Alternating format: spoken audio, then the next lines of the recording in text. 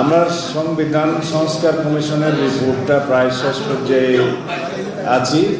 আজকে আমরা সংবিধানের বিচার বিভাগ অংশটি দিয়ে আমরা আলোচনা শুরু করব। তারপরে বিচার বিভাগের বিস্তারিত রিপোর্টটা একই সাথে আমরা আলোচনা করব। তারপরে আশা করছি নির্বাচন ব্যবস্থা সংস্কার রিপোর্টে এবং প্রশাসন, জনপ্রশাসন এবং দুর্নীতি দমন কমিশনের রিপোর্টটা দিয়ে আমরা আমাদের আলোচনা শেষ করতে পারবো। আমরা খুব দ্রুততার সাথে যাচ্ছি না, এই জন্য যে এটা রাষ্ট্রের বিষয়, এটা রিপাবলিকের বিষয়, এটা সংবিধানের বিষয়, তাড়াহুড়োর কোনো বিষয় নয়।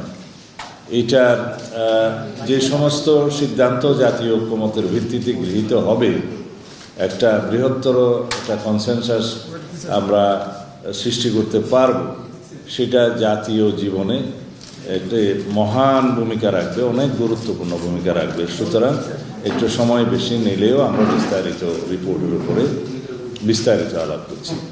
আমরা জাতীয় ঐক্যমত্য কমিশন কর্তৃক প্রদত্ত সংক্ষিপ্ত, যেটাকে আমরা স্প্রেডশিট বলি, ওর উপরে আমরা কোনো আলোচনাই করিনি। সেটা একটা আমাদের মধ্যে ধোঁয়াশার সৃষ্টি করেছিল, বিভিন্ন রকমের বিভ্রান্তি সৃষ্টি হয়েছে।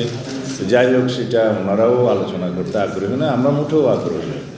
আমরা বিস্তারিত রিপোর্টের উপরে দফাওয়ারি আলোচনার মধ্য দিয়ে আমাদের আলোচনাটা শেষ করতে চাই। আজকে বিচার বিভাগ দিয়ে আমরা সংবিধানের অংশটি যেটা বিচার বিভাগে আছে, এটা আর্টিকেল 94 থেকে 117 পর্যন্ত মোট 20টা আর্টিকেল আছে বিচার বিভাগ সংক্রান্ত। সেটা আমরা খুব সংক্ষিপ্ত সময়ে সমাপ্ত করতে পারবো। তার পরবর্তীতে বিচার বিভাগের বিস্তারিত রিপোর্ট, যা বিচার বিভাগ সংক্রান্ত সংস্কার কমিশন প্রদান করেছে, তার উপর আমরা মতামত দিচ্ছি, সেটা আলোচনা করব। তা আমরা আশা করি ইতিমধ্যে সুপ্রিম কোর্ট কর্তৃক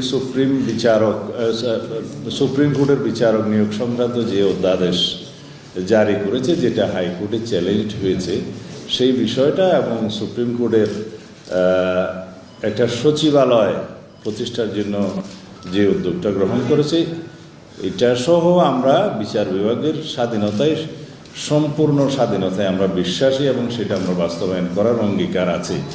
তবে আমি বিচার বিভাগকে, সুপ্রিম কোর্টের সংশ্লিষ্ট সকল উদ্যোগকে যাতে আইনানুগ এবং সাংবিধানিক প্রক্রিয়ায় যায়, সেটার আহ্বান জানাব, যাতে আমরা কোনোভাবেই বিচার বিভাগ কর্তৃক সংবিধানের কোনো কার্যক্রম আইনানুগ এবং অসাংবিধানিক না হয় সেদিকে যেন দৃষ্টি রাখি।